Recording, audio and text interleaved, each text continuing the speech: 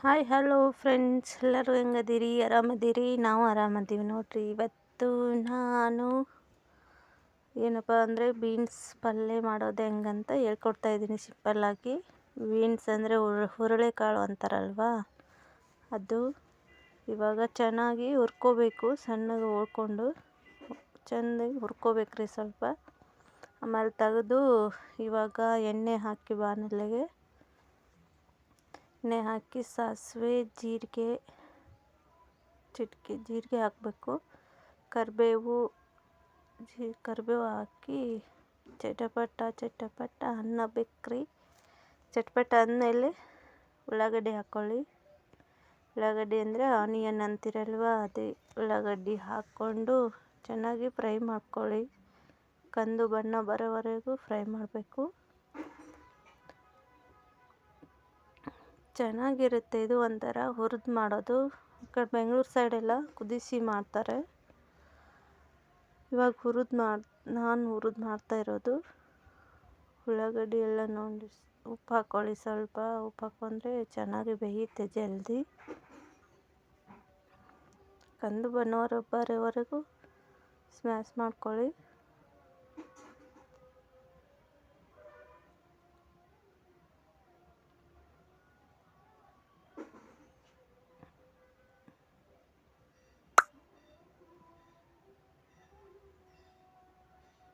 Tomato ಹಾಕ್ಕೊಳ್ಳಿ. ಇವಾಗ ಬೆಂದಮೇಲೆ ಉಳ್ಳಾಗಡ್ಡಿ ಬೇಯ್ದಮೇಲೆ ಟೊಮೊಟೊ ಹಾಕ್ಕೊಳ್ಳಿ. ಹಾಕ್ಕೊಂಡು ಚೆನ್ನಾಗಿ ಮಿಕ್ಸ್ ಮಾಡ್ಕೊಳ್ಳಿ. ಚೆನ್ನಾಗಿರೋದು.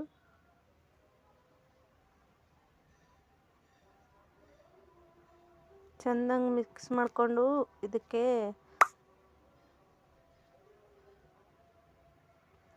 Thank you so much. ಇವಾಗ ಖಾರದ ಪುಡಿ, ಅರಿಶಿನ ಪುಡಿ ಹಾಕ್ಕೊಳ್ಳಿ. ಯಾರೆಲ್ಲ ನನ್ನ ಚಾನಲ್ ನೋಡಿಲ್ಲ ಪ್ಲೀಸ್ ನೋಡಿ, ಸಬ್ಸ್ಕ್ರೈಬ್ ಮಾಡಿ, ಶೇರ್ ಮಾಡಿ, ಕಮೆಂಟ್ ಮಾಡಿ.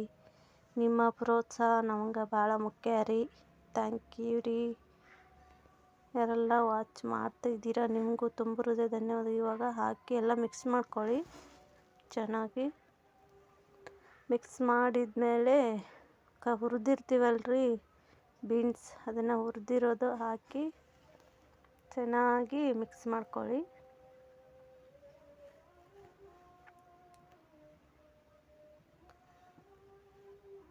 ಚೆನ್ನಾಗಿ ಮಿಕ್ಸ್ ಮಾಡಿಕೊಂಡು ಮೇಲೆ ಮುಚ್ಚಿಡಿ. ಸ್ವಲ್ಪ ಎಷ್ಟೊತ್ತನ ಬೇಯಬೇಕು ಹಂಗೆ ಸ್ಟೀಮಲ್ಲಿ.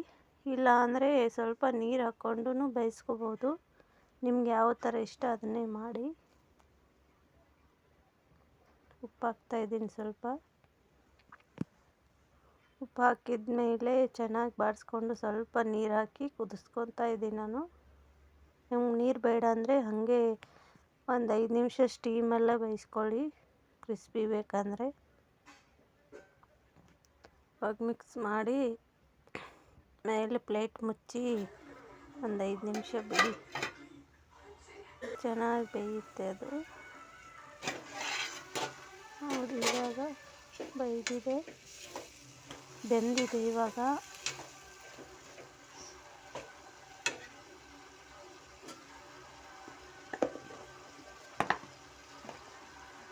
ಕುದೀತಾ ಇದೆ. ಇನ್ನೊಂದು ಸ್ವಲ್ಪ ನೀರಿದ್ದಾವೆ, ಕುದೀಲಿ. ಆನಂತರ ಇದಕ್ಕೆ ಶೇಂಗಾ ಪುಡಿ ಹಾಕಾಕತ್ತೀನಿ ರೀ ನಾನು. ಶೇಂಗಾ ಪುಡಿ ಅಂದ್ರೆ ಕಡಲೆಕಾಯಿ ಪುಡಿ ಶೇಂಗಾ ಪುಡಿ ಹಾಕ್ತೀವಿ ರೀ ನಮ್ಮ ಕಡೆ. ಎಲ್ಲ ಪಲ್ಯಗೂ ಹಾಕ್ತೀವಿ, ಟೇಸ್ಟ್ ಚೆನ್ನಾಗಿ ಬರುತ್ತೆ. ಶೇಂಗಾ ಪುಡಿ ಹಾಕಿ ಮಿಕ್ಸ್ ಮಾಡ್ಕೊಳ್ಳಿ. ಚಪಾತಿಯಾಗಂತೂ ಸೂಪರ್ ಇರುತ್ತೆ ರೀ. ನೀವು ಒಂದ್ಸಲ ಟ್ರೈ ಮಾಡಿರಿ.